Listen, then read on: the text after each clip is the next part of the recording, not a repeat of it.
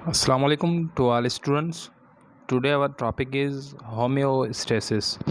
आज हम होम्योस्टेसिस की बात करेंगे। मैट्रिक क्लास का चैप्टर नंबर 2 होम्योस्टेसिस। इसके अंदर हम इंट्रोडक्शन होम्योस्टेसिस को देखेंगे और होम्योस्टेसिस इन प्लांट्स को देखेंगे। ठीक है, तो लेट्स स्टार्ट होम्योस्टेसिस। सबसे पहले यहाँ पे स्लाइड है आपके बुक के अंदर, इस पैराग्राफ को रीड करते हैं।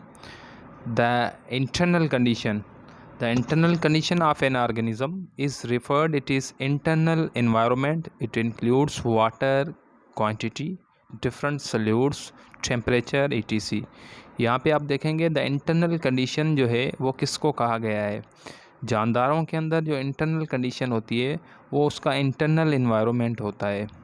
हमारी बॉडी के इनसाइड जो इन्वायरमेंट है उसी को इंटरनल कंडीशन कहा गया है। तो आप देखेंगे हमारी बॉडी के अंदर कुछ चीज़ें भी मौजूद होती हैं, हमारे सेल के अंदर काफ़ी सारी चीज़ें मौजूद होती हैं। तो हमारे जो बॉडी के अंदर इंटरनल कंडीशन है, हम एक जानदार हैं, तो हमारा इंटरनल एनवायरनमेंट हमारी इंटरनल कंडीशन को रिफ़र करता है। तो इंटरनल कंडीशन के अंदर हमारे क्या है, वाटर है, H2O वाटर की क्वांटिटी है। तो उसके साथ साथ डिफरेंट सैल्यूट्स मौजूद हैं। आप देखें कैल्शियम्स हैं, उसके साथ साथ पोटाशियम है, सोडियम है। ये सैल्यूट्स बॉडी के अंदर मौजूद हैं, हमारे इंटरनल एनवायरनमेंट के अंदर मौजूद है। उसके साथ साथ टेम्परेचर आप देखेंगे, टेम्परेचर इंक्रीज़ भी होता है। हमारी बॉडी का नॉर्मल टेम्परेचर आपको पता है 37 है, ये इंक्रीज़ भी होता है, डिक्रीज़ भी होता है, हाई होता है, लो होता है। ठीक है, तो ये कंडीशंस कुछ हैं जो कि रेफ़र करती हैं इंटरनल एनवायरनमेंट को, और ये इंटरनल कंडीशंस जो हैं रेफ़र करता है इंटरनल एनवायरनमेंट को, जिसके अंदर वाटर की क्वांटिटी है। इंटरनल कंडीशन के अंदर वाटर की क्वांटिटी बढ़ भी सकती है या कम भी हो सकती है। सेल के अंदर वाटर की क्वांटिटी बढ़ सकती है, इंक्रीज़ हो सकती है, कम हो सकती है। ठीक है, आपने हाइपोटोनिक सॉल्यूशन पढ़ा होगा, हाइपरटोनिक सॉल्यूशन पढ़ा होगा। ठीक है, तो सैल्यूट्स वगैरह भी होते हैं। टेम्परेचर की ये जो टेम्परेचर हाई भी हो सकता है, कम भी हो सकता है, etc. तो for the proper metabolic function body require all these condition at a particular level. तो बॉडी को जो प्रॉपर मेटाबॉलिक फंक्शन करने के लिए ये जो चीज़ें दी गई है इंटरनल कंडीशन के अंदर, इनको बैलेंस करके रखना होता है। पर्टिकुलर एक लेवल पे इन कंडीशन को मेंटेन करके रखना होता है। तो बॉडी के अंदर जो मेटाबॉलिक फंक्शंस होते हैं वो कौन से होते हैं? बॉडी के अंदर मेटाबॉलिक फंक्शन ऐसे फंक्शन होते हैं, ये फंक्शन मेटाबॉलिक फंक्शन रिएक्शंस को कहा जाता है। इसके अंदर इसके दो टाइप्स होते हैं, एक कैटाबॉलिक और दूसरा एनाबॉलिक फंक्शन। तो एनाबॉलिक और कैटाबॉलिक, एनाबॉलिक के अंदर चीज़ें बनती हैं, सिंपल से कॉम्प्लेक्स चीज़ें बनती है, जबकि कैटाबॉलिज्म जो मैकेनिज़्म है उसके अंदर चीज़ें टूटती हैं, कॉम्प्लेक्स से सिंपल के अंदर चीज़ें ब्रेक डाउन होती है, टूटती हैं। तो ये फंक्शंस, इन फंक्शंस को चलाने के लिए प्रॉपर मेटाबॉलिज्म जो फंक्शंस हैं बॉडी के, जिसके अंदर चीज़ें बनती हैं और टूटती हैं, इनके लिए रिक्वायरमेंट होती है कि इन कंडीशंस को आप बैलेंस करके रखें ताकि आपकी बॉडी के अंदर प्रॉपरली फंक्शंस जो हैं वो चल सकें। इसीलिए homeostasis is a state of metabolism in which maintain internal environment of an organism with the suitable limits. तो यहाँ पे डेफिनेशन है होम्योस्टेसिस की कि it is a regulating mechanism of the living organism. इसके अंदर ये ऐसा मैकेनिज़्म होता है जिसके अंदर बॉडी के इंटरनल एनवायरनमेंट को बैलेंस किया जाता है, इंटरनल कंडीशन को रेगुलेट किया जाता है एक सुइटेबल लिमिट पे। Why should the internal environment remain constant? Internal condition को या इंटरनल एनवायरनमेंट को या इन सैल्यूट्स को, वाटर को, टेम्परेचर को किस लिए बैलेंस, किस लिए कांस्टेंट रखा जाता है? Let's start take the example of the temperature का हम एग्जांपल देखें। The temperature of external environment continuously change during the day time. आप देखेंगे जो एनवायरनमेंट के अंदर जो हमारा इंटरनल एनवायरनमेंट है, अगर एक्सटर्नल एनवायरनमेंट है, इंटरनल एनवायरनमेंट हमारी इनसाइड द बॉडी होता है, एक्सटर्नल एनवायरनमेंट के अंदर टेम्परेचर आ जाता है। तो हमारे एक्सटर्नल एनवायरनमेंट के अंदर जो दिन का टाइम होता है उसमें आप देखेंगे टेम्परेचर बढ़ जाता है। रात के टाइम देखेंगे आप टेम्परेचर जो है लो हो जाता है।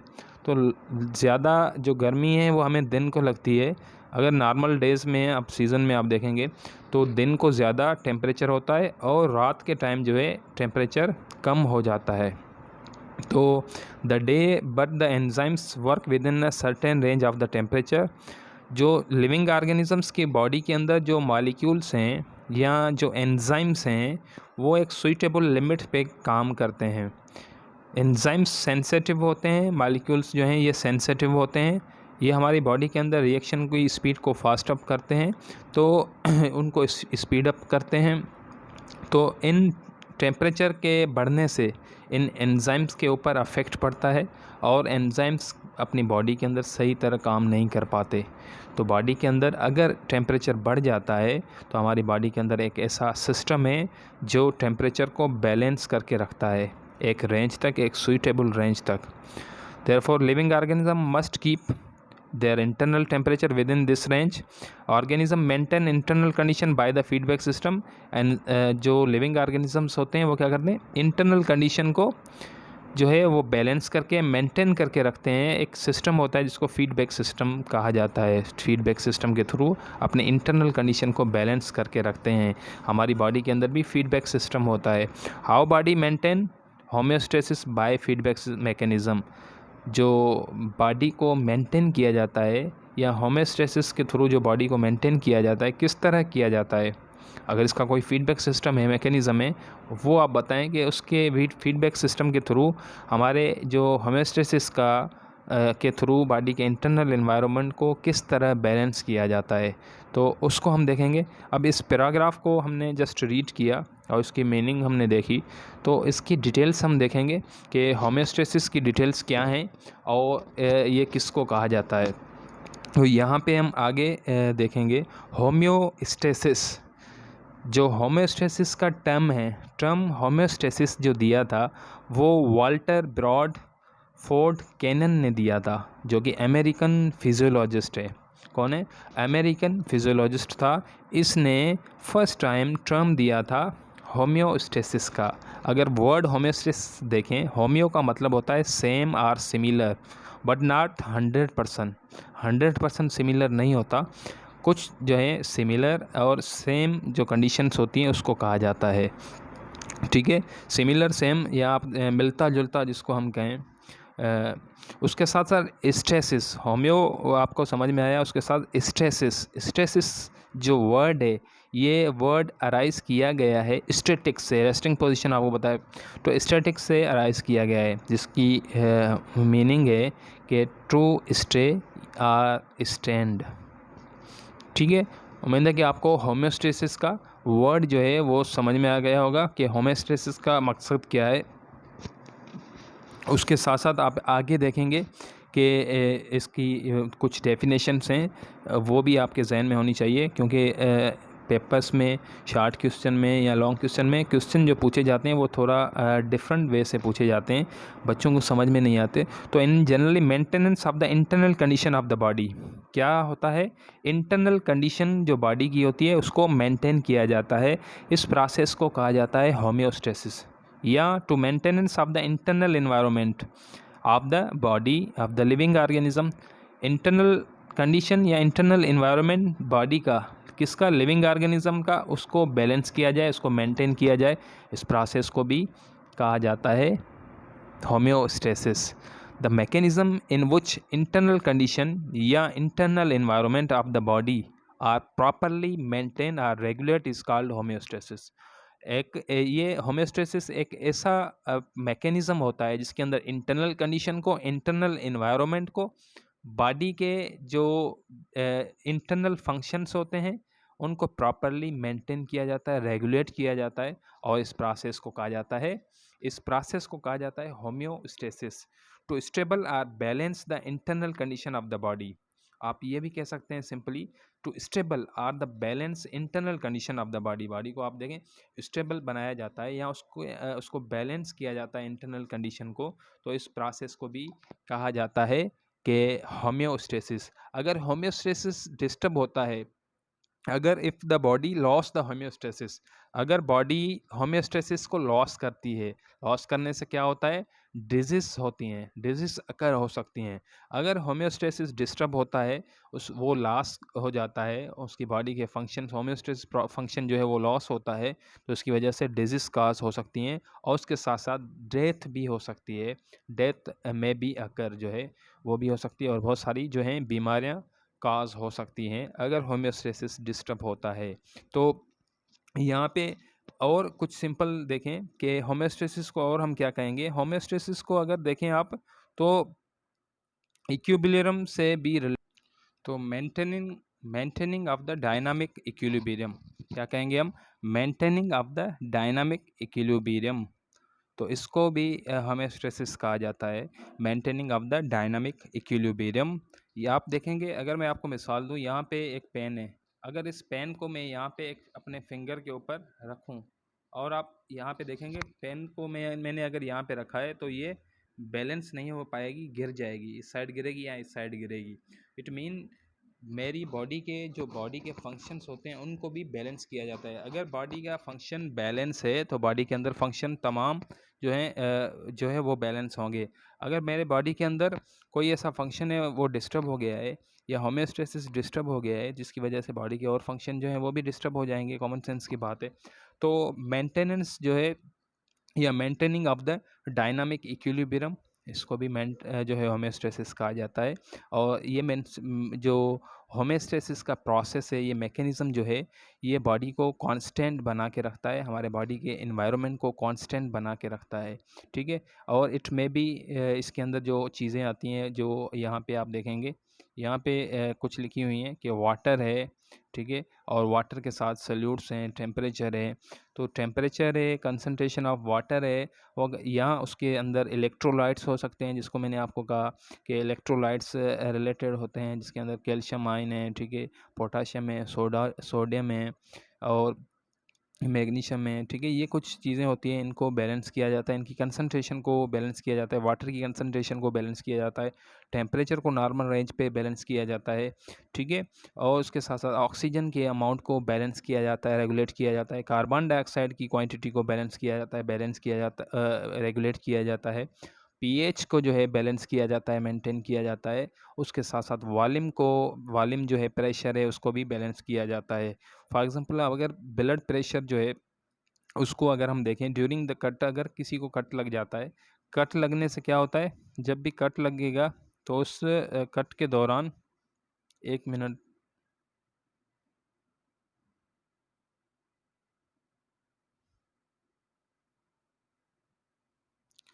तो आप देखेंगे ड्यूरिंग द कट जब भी चोट लगती है तो बहुत सारा ब्लड जो है बॉडी से वो लॉस होता है। जब ब्लड बॉडी से बहुत सारा लॉस होगा तो लाज़मी बात है बॉडी का जो ब्लड प्रेशर है वो डिक्रीज़ हो जाएगा, लो हो जाएगा। तो उस ब्लड प्रेशर को जो प्रेशर लो हो जाएगा उसको बैलेंस करने के लिए होम्योस्टेसिस प्रोसेस अपना जो है वो चलाएगा। होम्योस्टेसिस क्या करेगा, अपनी बॉडी के अंदर जो ब्लड लॉस हुआ है जिसकी वजह से ब्लड का प्रेशर लो हो गया है उसको वो एडजस्ट करेगा होम्योस्टेसिस के थ्रू। होम्योस्टेसिस के थ्रू ब्लड जो है वो लो हो गया, सॉरी, जो है कट की वजह से होम्योस्टेसिस जो है प्रोसेस वो क्या करेगा, कट की वजह से जो ब्लड प्रेशर लो हो गया था उसको बैलेंस बना के रखेगा, उसको एडजस्ट करेगा। तो ये प्रोसेस होम्योस्टेसिस ब्लड और जो वॉल्यूम का प्रेशर है उसको भी बैलेंस बनाने में बहुत सारा काम करता है। उसके साथ साथ टेम्परेचर की हम बात करेंगे। टेम्परेचर को बॉडी के अंदर बैलेंस करना, बॉडी के अंदर जो टेम्परेचर बैलेंस किया जाता है उस प्रोसेस को थर्मो रेगुलेशन कहा जाता है। बॉडी का टेम्परेचर रेगुलेट होता है एक सुइटेबल लिमिट तक। आगे स्लाइड हम देखेंगे जिसके अंदर कुछ और चीज़ें भी हैं। इससे पहले मैं आपको ये बता दूं, यहाँ पे फीडबैक सिस्टम जो कि हमने पीछे पढ़ा था, यहाँ पे आप देखेंगे इन्होंने यहाँ पे होम्योस्टेसिस के लास्ट में जो इन्होंने पूछा है कि how body maintain homeostasis by feedback system, कि बॉडी मेंटेन किस तरह से होती है, होम्योस्टेसिस किस तरह इस बॉडी को बैलेंस करता है फीडबैक सिस्टम के थ्रू। तो फीडबैक सिस्टम को अगर यहाँ पे हम देखेंगे, यहाँ पे आप देखेंगे नॉर्मल रेंज लिखी हुई है। येलो जो स्लाइड है, येलो जो बॉक्स है, येलो बॉक्स के अंदर यहाँ पे स्टार्टिंग है इसकी, येलो बॉक्स के अंदर नॉर्मल और सेट पॉइंट, ये नॉर्मल रेंज होती है किसी भी चीज़ की। नॉर्मल या सेट पॉइंट जो होती है, अगर मैं अपने बॉडी का टेम्परेचर कहूँ, मेरी बॉडी का टेम्परेचर जो है 37, मेरी बॉडी का ये नॉर्मल जो है रेंज है, और सेट पॉइंट है मेरी बॉडी की। सेट पॉइंट जो टेम्परेचर की है वो कितनी है, 37 है। 37 से ब्लड जो है, सॉरी, जो टेम्परेचर है वो बढ़ भी सकता है, वो कम भी हो सकता है। तो यहाँ ब्लड प्रेशर है उसको हम देखेंगे वो नॉर्मल है, अगर वो बढ़ गया है या कम हो गया है। तो फॉर एग्जांपल यहाँ पे 37 टेम्परेचर है, तो कंडीशन आप ग्रीन जो बॉक्स है उसमें आप देखेंगे ऊपर की तरफ एरो है, येलो से ऊपर की तरफ एरो आप देखेंगे कंडीशन से डिक्रीज, अब कंडीशन इंक्रीज। या तो टेम्परेचर बढ़ सकता है या तो टेम्परेचर कम हो सकता है। अगर मैं इस रूम के अंदर बैठा हुआ हूँ तो मेरा बॉडी का नॉर्मल टेम्परेचर क्या है, 37 है। अब लाइट चली गई है, लाइट चले जाने की वजह से क्या होगा, मेरी बॉडी का टेम्परेचर क्या हो जाएगा, लो होगा या हाई होगा, मेरी बॉडी का टेम्परेचर लाज़िम बात है हाई हो जाएगा। गर्मी का सीज़न है, समर सीज़न है, तो इसके अंदर मेरी बॉडी का टेम्परेचर इंक्रीज़ हो जाएगा, बढ़ जाएगा। तो मीन्स ऊपर वाली कंडीशन आप देखेंगे इसके दोनों ऑप्शन जो मौजूद हैं कि कंडीशंस डिक्रीज़ होगी या कंडीशन इंक्रीज़ होगी।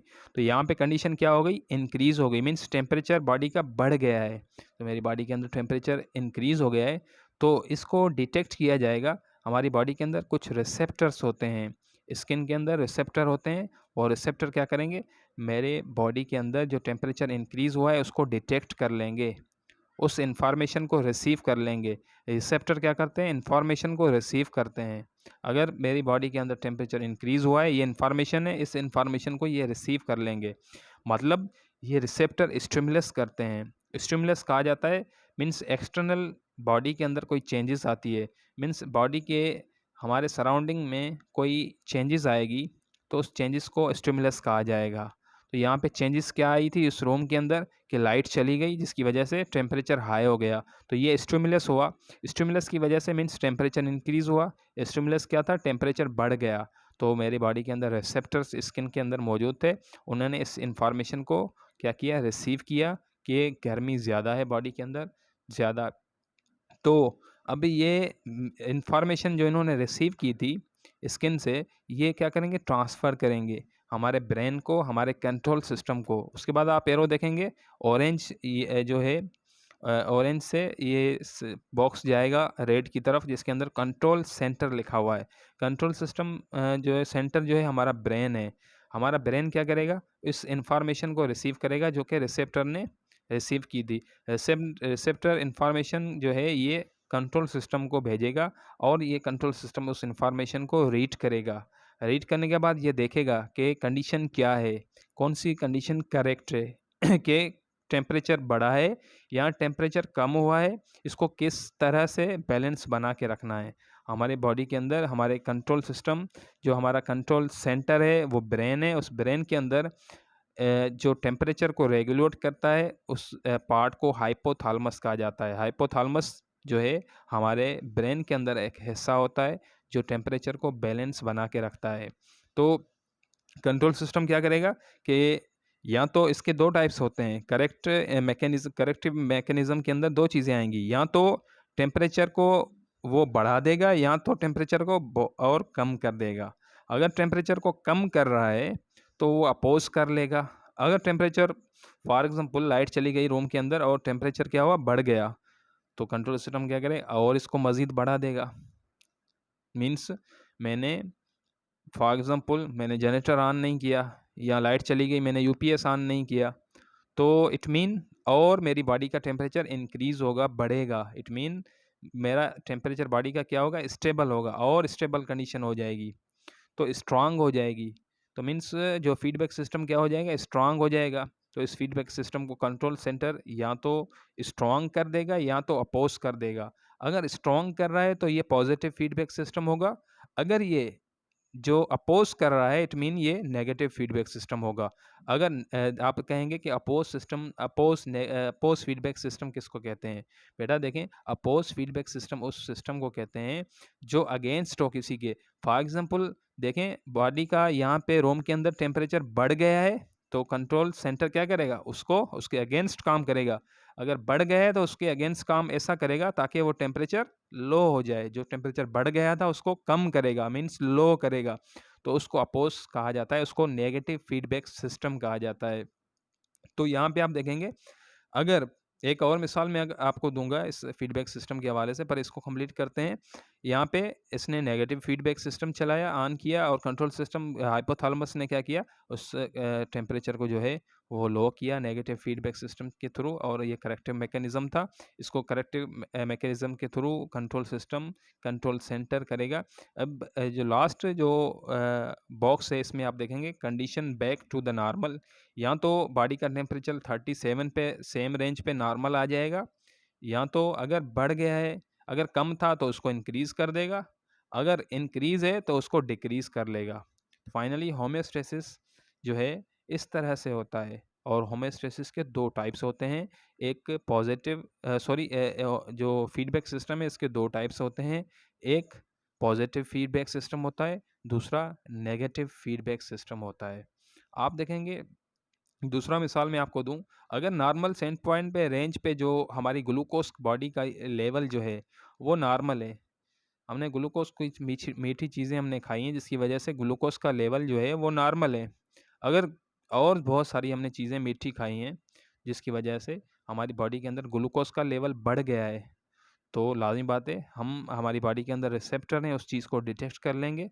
तो फाइनली कंट्रोल सेंटर क्या करेगा, हमारे अंदर एक हिस्सा होता है, एक ऑर्गन होता है जिसको पैनक्रियास कहा जाता है। पैनक्रियास क्या करेगा, इंसुलिन को रिलीज़ करेगा, इंसुलिन हार्मोन को रिलीज़ करेगा, जो जाके उस ग्लूकोज़ की लेवल को डिक्रीज़ करेगा, नॉर्मल कर देगा। तो ये भी फीडबैक सिस्टम के अंदर आता है, ठीक है?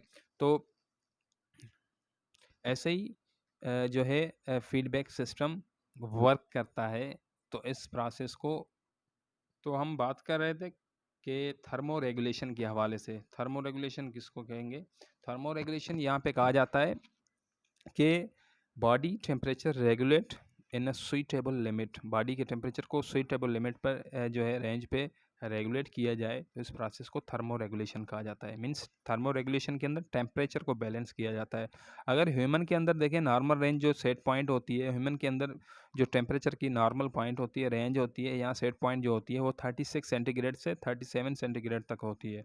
या अगर फ़ारेनहाइट में आप देखेंगे वो 97 फ़ारेनहाइट से 99 फ़ारेनहाइट तक जो है ह्यूमन के अंदर जो है बॉडी के टेम्परेचर जो है वो रेगुलेट रहता है, नॉर्मल रहता है, उसकी सेट पॉइंट होती है, ठीक है। रेगुलेट सेंटर जो है टेम्परेचर का जो है किसके थ्रू रेगुलेट होता है, बॉडी के अंदर ब्रेन के अंदर एक सेंटर होता है जिसको हिस्से को, जिसके उस पार्ट को हाइपोथैलेमस कहा जाता है। हाइपोथैलेमस क्या करता है, मेंटेन करता है टेम्परेचर हमारी बॉडी के अंदर। अगर आप डेथ कंडीशन देखेंगे, अगर कोई बंदा मर जाता है तो बंदा जब मर जाता है, उसकी डेथ हो जाती है, तो उसके अंदर आप देखेंगे उसका हाइपोथैलेमस वो भी ख़त्म हो जाएगा। हाइपोथैलेमस फंक्शन करना ख़त्म कर देगा। जब इंसान मर जाता है तो उसका हाइपोथैलेमस, उसका ब्रेन भी ख़त्म हो जाएगा, वो भी काम, उसकी वर्किंग जो है वो स्टॉप हो जाएगी। तो लाज़मी बात है, जब इंसान मर जाता है तो उसका आप देखेंगे बॉडी का टेम्परेचर क्या हो जाता है, लो हो जाता है, और उसकी बॉडी आप देखेंगे ठंडी हो जाएगी, हार्ड हो जाएगी। जिसकी वजह से, क्यों, किस लिए? क्योंकि उसका हाइपोथैलेमस जो टेम्परेचर को रेगुलेट करने वाला सिस्टम है वो क्या हो गया, डिस्ट्रॉय हो गया, ख़त्म हो गया, स्टॉप उसने फंक्शन कर दिए। तो जिसकी वजह से द टेम्परेचर विल बी जो है वो क्या हो जाएगा, लो हो जाएगा, ठीक है। तो इस तरह से हाइपोथैलेमस क्या करता है, आप अपने सामने बुक जो है ये सामने रखें और उसकी स्लाइड जो है वो भी सामने रखा करें, ताकि आपको ये चीज़ें सही तरह समझ में आए, ठीक है। मेरे सामने भी आपका ये मैट्रिक वाला बुक और उसकी स्लाइड सामने मौजूद है, तो आप भी इस तरह से जो है उसके कॉन्सेप्ट जो हैं वो क्लियर करें। तो सेट पॉइंट जो है वो डिफरेंट जानदार, डिफरेंट ऑर्गेनिजम्स जो हैं उनके अंदर डिफरेंट होती है। हर जानदार के अंदर, अगर दुनिया के अंदर आप देखेंगे बहुत तरह के जो है वो जानदार मौजूद हैं। तो हर जानदार का तो चेक नहीं किया गया कि उसका टेम्परेचर वगैरह बॉडी का वो कितना होता है, रेंज क्या होती है। दुनिया के अंदर तो बहुत जो है कंट्रीज़ हैं, तो उसके अंदर थोड़ा बहुत डिफरेंट होता है, उसके अंदर डिफरेंस हैं। तो सेट पॉइंट जो है वो डिफरेंस होती है बिटवीन द इंडिविजुअल के थ्रू आप देखेंगे तो उसका सेट पॉइंट जो है वो डिफरेंस होगा। अगर एज के हिसाब से देखेंगे वो भी थोड़ा सा उसके अंदर डिफरेंस होगा। जेंडर के हवाले से आप देखेंगे वो भी थोड़ा सा उसके अंदर, रेंज के अंदर थोड़ा सा डिफरेंस होगा। या अगर जेनेटिक कोई फैक्टर है जिसकी वजह से भी उसके अंदर टेम्परेचर जो है वो थोड़ा सा उसके अंदर डिफरेंस आपको नज़र आएगा। या ओवरऑल हेल्थ के हवाले से या एनवायरनमेंट के हवाले से भी आप देखेंगे तो उस हिसाब से भी उसकी बॉडी का टेम्परेचर वो थोड़ा-सा डिफरेंट हो सकता है। मोस्टली जो हेल्दी पर्सन होता है, एडल्ट पर्सन जो होता है, हेल्दी पर्सन जो होता है उसका अगर बॉडी का टेम्परेचर नॉर्मल देखें वो कितना होता है 36.7 जो है सेंटीग्रेड से 37 पॉइंट ये जो सेंटीग्रेड से 32 से 36 से सॉरी मैंने आपको बताया 36.7 से सेंटीग्रेड से 37.2 सेंटीग्रेड तक जो है एडल्ट जो हेल्दी ह्यूमन होता है उसका बॉडी टेम्परेचर होता है, ठीक है।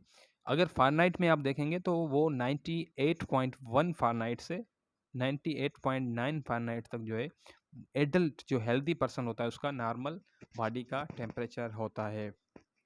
कंसंट्रेशन अगर आप देखें, जो कंसंट्रेशन होती है वाटर की या इलेक्ट्रोलाइट्स की, वाटर और इलेक्ट्रोलाइट्स की कंसंट्रेशन होती है, इसको बैलेंस किया जाता है। उस कंडीशन को या सॉल्यूट्स को या सॉल्वेंट को या साल्ट को जो बैलेंस किया जाता है, इस प्रोसेस को कहा जाता है ऑस्मो रेगुलेशन। तो इस नेक्स्ट स्लाइड के अंदर आप देखेंगे, अब यहाँ पे आप देखेंगे adaptation of the plant for the different internal condition. There are three main aspects of the homeostasis. Homeostasis के तीन बड़े एस्पेक्ट्स होते हैं। वो तीन एस्पेक्ट्स कौन से हैं? पहला मैंने आपको बताया थर्मो रेगुलेशन, दूसरा ऑस्मो रेगुलेशन और तीसरा है एक्सक्रिएशन। तो थर्मो रेगुलेशन यहाँ पे सेकंड पे है, फर्स्ट पे ऑस्मो रेगुलेशन है। सेकंड वाला थर्मो रेगुलेशन हमने क्लियर किया क्या होता है। इसके अंदर मेंटेनेंस ऑफ द टेम्परेचर होता है within a suitable limit तक where enzymes can work optimally. अब देखें थर्मो रेगुलेशन की वजह से क्या होता है, मीन्स बॉडी के अंदर टेम्परेचर को बैलेंस किया जाता है। बैलेंस किस लिए किया जाता है? क्योंकि हमारी बॉडी के अंदर जो एंजाइम्स हैं वो सेंसिटिव होते हैं, वो ज़्यादा टेम्परेचर बर्दाश्त नहीं कर पाते। अगर टेम्परेचर बॉडी का बढ़ेगा तो एंजाइम प्रॉपरली वर्क नहीं कर पाएंगे और बॉडी के फंक्शन जो है मेटाबॉलिक वो फंक्शन भी सही तरह नहीं चल पाएंगे। इसीलिए बॉडी के अंदर थर्मो रेगुलेशन सिस्टम चलता है।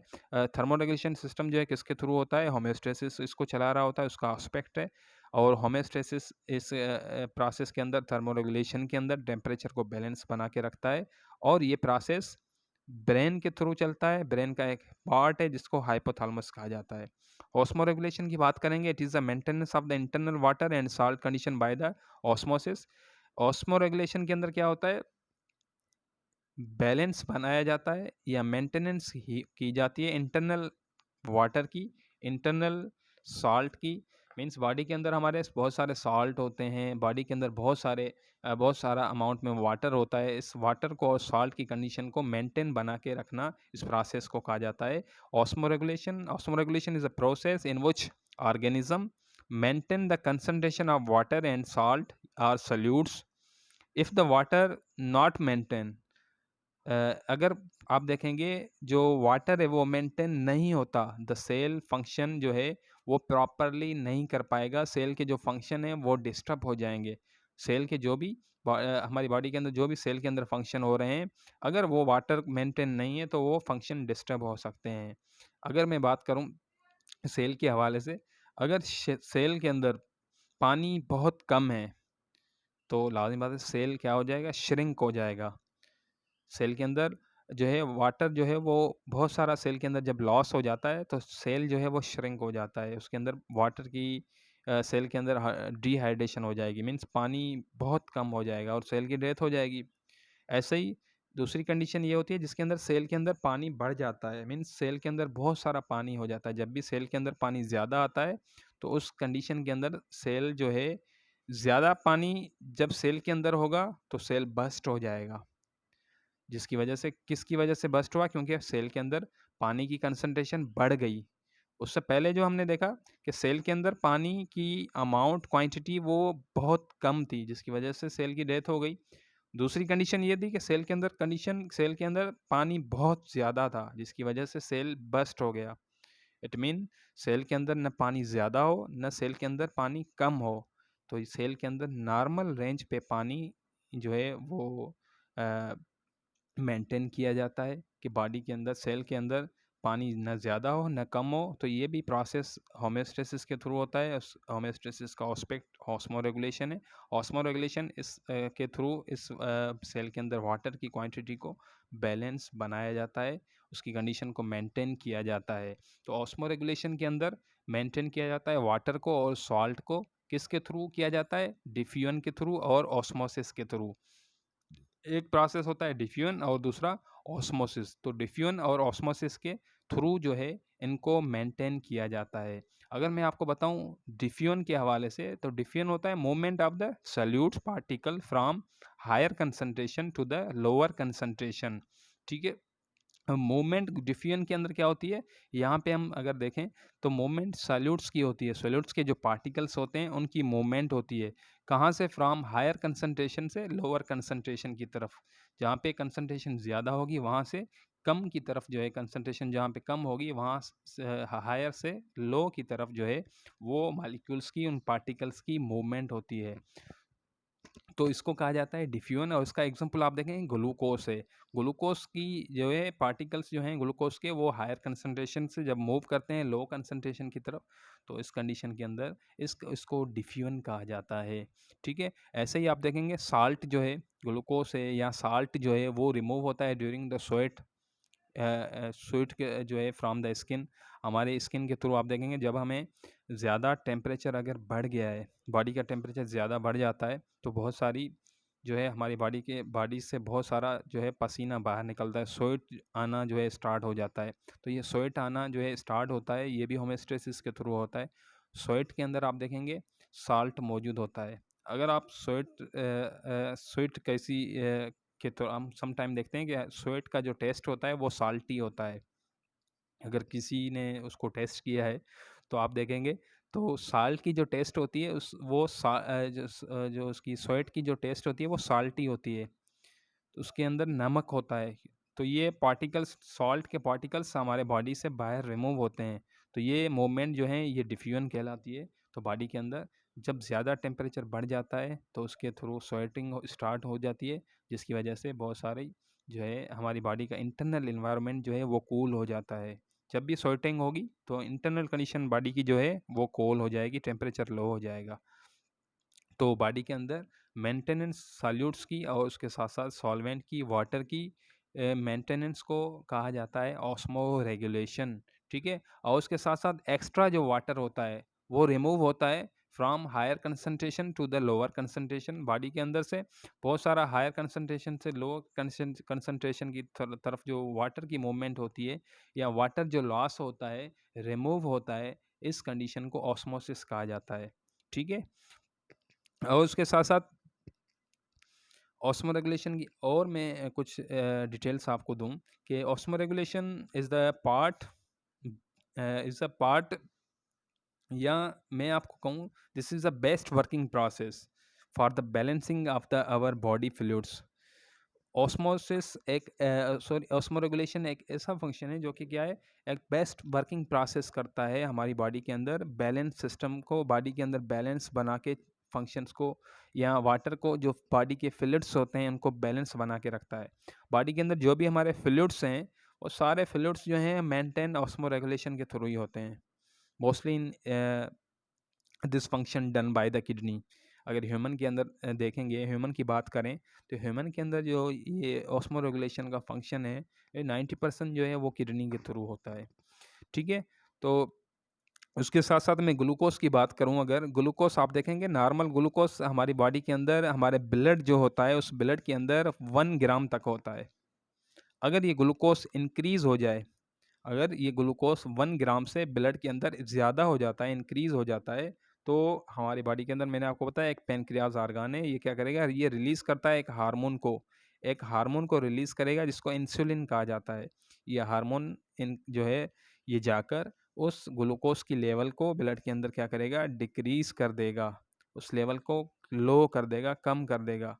तो उस decrease the level of the glucose, तो ग्लूकोज के लेवल को डिक्रीज कर देता है कौन, पेनक्रियास कर देता है। तो ग्लूकोज यहाँ पे क्या हुआ, सॉल्यूट पार्टिकल हो गए, और जहाँ पे जो वाटर और फ्लूइड्स थे वो क्या हो गए, वो जो है आपको मैं कहूँ कि सॉल्यूट्स और सॉल्वेंट हुए, ठीक है? सॉल्वेंट यहाँ पे क्या हुआ, वाटर की कंडीशन को हम कह सकते हैं, और सॉल्यूट्स जो हैं वो साल्ट, ग्लूकोज़ इनको कह सकते हैं, या कैल्शियम आयन्स हैं, पोटेशियम है, सोडियम है, इन आयन्स को हम कह सकते हैं, ठीक है? उसके अलावा नीचे सबसे लास्ट जो है एस्पेक्ट है होमियोस्टेसिस का, वो एक्सक्रिएशन है। एक्सक्रिएशन के अंदर हम देखें, एक्सक्रीशन किसको कहते हैं? आपके बुक के अंदर the process where metabolic toxic waste are excess metabolic substances from the body like NH2, urea and uric acid, gums, latex, ETC। Excretion एक ऐसा प्रोसेस है जिसके अंदर मेटाबॉलिक जो टॉक्सिक वेस्ट होते हैं, एक्सेस अमाउंट में मोटा मेटाबॉलिक सब्सटेंसेस जो होते हैं वो बॉडी से बाहर रिमूव किए जाते हैं। जैसे कि आप देखेंगे यहाँ पे यूरिया है, यूरिक एसिड है, अमोनिया वगैरह जो भी हैं, गम्स है, लैटेक्स हैं, इनको बॉडी से बाहर रिमूव किया जाता है। इस प्रोसेस को एक्सक्रिएशन कहा जाता है। तो अगर एक्सक्रिएशन को हम देखें ज़्यादा डिटेल में, एक्सक्रिएशन एक ऐसा प्रोसेस होता है जिसके अंदर एक्सेस मीन्स ज़्यादा अनवांटेड मटेरियल, ऐसा मटेरियल जिसकी बॉडी को ज़रूरत नहीं होती, अनवांटेड मटेरियल होता है, या टॉक्सिक मेटाबॉलिक वेस्ट होता है, या बाय प्रोडक्ट होता है। ऐसा वेस्ट जो मेटाबॉलिक वेस्ट हो, अब वो मेटाबॉलिक वेस्ट बॉडी की ज़रूरत उनको नहीं पड़ती, वो बाय प्रोडक्ट होता है। जैसे प्लांट्स के अंदर ऑक्सीजन इतनी इस्तेमाल नहीं हो रही, तो oxygen as a by product body से बाहर प्लांट से निकल जाती है, तो ऐसे मीन्स उसके काम की नहीं है। ऐसे ही कार्बन डाइऑक्साइड हमारी बॉडी के अंदर हमारे लिए हार्मफुल है। अगर आप कार्बन डाइऑक्साइड को अपनी बॉडी के अंदर रखेंगे कुछ टाइम के लिए, आप 1 मिनट या 2-3 सेकंड जो है कार्बन डाइऑक्साइड को नहीं रख सकते। कार्बन डाइऑक्साइड को अगर आप अपनी साँस को स्टॉप कर लें, 1 मिनट के लिए अपनी साँस को आप बंद करेंगे, तो हम बर्दाश्त नहीं कर पाएँगे। हमें फ़ीलिंग होगी जैसे कि हम मर रहे हैं, हमें घुटन-सी फ़ील होगी। तो फाइनली हम क्या करते हैं, हम कार्बन डाइऑक्साइड को बाहर रिमूव कर देते हैं। तो कार्बन डाइऑक्साइड हार्मफुल होती है, टॉक्सिक होती है, इसीलिए हम उसको हम बॉडी से बाहर रिमूव कर देते हैं। तो मीन्स एक्सेस अमाउंट में कोई चीज़ बॉडी के अंदर आ जाए, या हमारे जो काम की नहीं है, अनवांटेड है, या टॉक्सिक है, या बाय प्रोडक्ट है, उसको बॉडी से जब बाहर रिमूव किया जाता है, इस प्रोसेस को कहा जाता है एक्सक्रिएशन। एक्सक्रिएशन एक ऐसा प्रोसेस होता है जिसके अंदर बॉडी के मेटाबॉलिक वेस्ट को, अनवांटेड को, टॉक्सिक मटेरियल को रिमूव किया जाता है। ठीक है? Excretion is the process by removing of the cellular waste. जो सेल का सेलुलर वेस्ट होता है, उसको अगर बॉडी से बाहर रिमूव करें, तो इस प्रोसेस को भी कहा जाता है excretion. Excretion is a process to maintain the homeostasis. Excretion क्या करता है, होम्योस्टेसिस को मेंटेन बना के रखता है। इसके अंदर वाटर की क्वांटिटी होती है, यूरिया होता है, साल्ट होता है। इस इनको बॉडी के अंदर इनकी कंसंट्रेशन अगर बढ़ जाती है, कम होती है, उनको एक्सक्रिएशन, उनको क्या करता है, एक्सक्रिएशन बैलेंस बना के रखता है। और द प्रोसेस अगर इसको और देखें, ये एक ऐसा प्रोसेस है, the process of the collection, storage and removing of the metabolic waste in living organism is known as excretion. ठीक है? तो एक्सक्रीशन एक ऐसा प्रोसेस है जिसके अंदर बॉडी क्या करती है, बहुत सारी जो मेटाबॉलिक वेस्ट हैं उनको बॉडी के अंदर बैलेंस बना के रखता है। और excretion is different in all living organisms. अगर एक्सक्रीशन को आप देखेंगे, वो हर जानदार के अंदर डिफरेंट प्रोसेस करता है। अगर आप छोटे जानदार देखेंगे, उनके अंदर एक्सक्रीशन का प्रोसेस अलग होगा। अगर आप बड़े जो मल्टीसेलुलर होते हैं, उनके अंदर अगर आप एक्सक्रिएशन का प्रोसेस देखेंगे, तो वो डिफरेंट होगा। ठीक है? अगर यूनिसेलुलर की बात करें, आपको पता है 2 तरह के जानदार मौजूद हैं। एक यूनिसेलुलर होते हैं, उन यूनिसेलुलर के अंदर लेस वाटर जो है जनरेट होता है। या मैं आपको कहूँ, जो यूनिसेलुलर ऑर्गेनिजम्स होते हैं उनके अंदर लेस वेस्ट जनरेट होता है।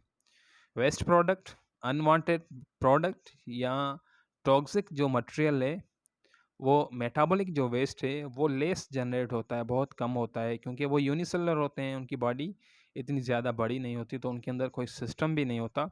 तो उनके अंदर सिंपली कम अमाउंट में वेस्ट प्रोडक्ट जनरेट होता है, पैदा होता है। ठीक है? और उसको ईज़िली मैनेज किया जाता है।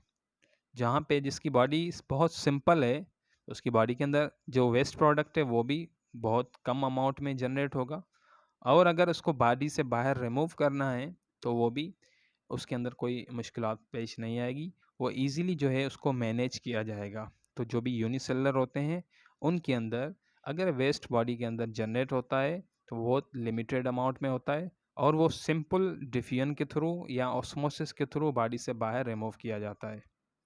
अगर बात करें मल्टीसेलुलर के हवाले से, जो जानदार मल्टीसेलुलर होते हैं, तो उनके अंदर जो वेस्ट जनरेट होता है, वो ज़्यादा अमाउंट में होता है, ज़्यादा क्वांटिटी के अंदर जो है वेस्ट जनरेट होता है, मीन्स मोर वेस्ट जनरेट होता है और डिफ़िकल्ट टू मैनेज होता है।